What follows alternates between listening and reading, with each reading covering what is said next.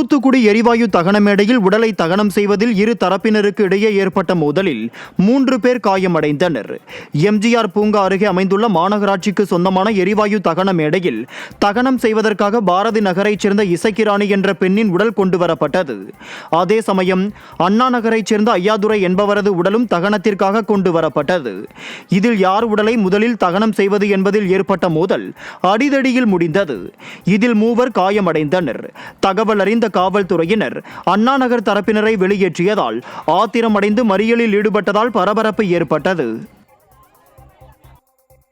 கன்னியாகுமரி மாவட்டம் நாகர்கோவில் அடுத்த ஆசாரிப்பள்ளம் வசந்த் நகர் பகுதியில் செயல்பட்டு வரும் டாஸ்மாக் மதுபான கடையை அகற்றக் கோரி அப்பகுதி மக்கள் நாகர்கோவில் மாவட்ட ஆட்சியரிடம் மனு அளித்தனர். ஆசாரிப்பள்ளம் வசந்த் நகர் பகுதியில் இருக்கின்ற மதுபான கடையில் மது அருந்துவோர் அவ்வப்போது தகராறில் ஈடுபடுவதால் பெண்கள், கல்லூரி செல்லும் பெண்கள் பெரிதும் அவதிக்குள்ளாவதால் மதுபான கடையை அகற்ற வேண்டும் என அப்பகுதி மக்கள் ஆட்சியரிடம் புகார் அளித்தனர்.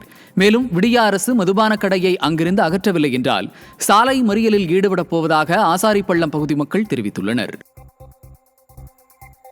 ஈரோடு மாவட்டம் அந்தியூர் அருகே விவசாயிகள் வட்டாட்சியர் அலுவலகத்தில் முற்றுகை போராட்டம் நடத்தினர்.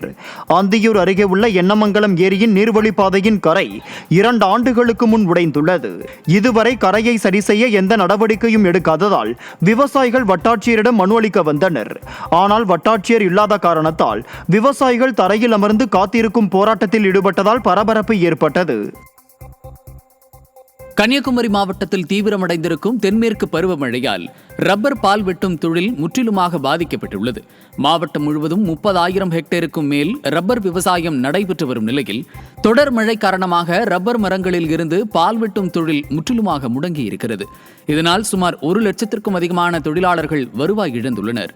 தொழிலாளர்களின் சிரமத்தை கருத்தில் கொண்டு உரிய நிவாரணம் வழங்க விடியா திமுக அரசுக்கு ரப்பர் தொழிலாளர்கள் கோரிக்கை விடுத்துள்ளனர்.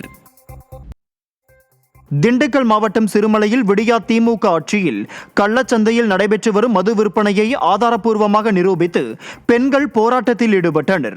சிறுமலை ஊராட்சிக்குட்பட்ட பழையூர், புதூர், தாளக்கடை, அகஸ்தியர்புரம், தென்மலை உள்ளிட்ட இடங்களில் நடைபெற்று வரும் கள்ளச்சந்தை மது விற்பனை குறித்து பலமுறை புகார் அளித்தும் அதிகாரிகள் நடவடிக்கை எடுக்கவில்லை என கூறப்படுகிறது. இதையடுத்து அதிரடியாக களத்தில் இறங்கிய பெண்கள் கள்ளத்தனமாக விற்கப்பட்ட 10க்கும் மேற்பட்ட மது பாட்டில்களை கைப்பற்றி அதனை சாலையிலேயே வைத்து மறியல் போராட்டத்தில் ஈடுபட்டனர்.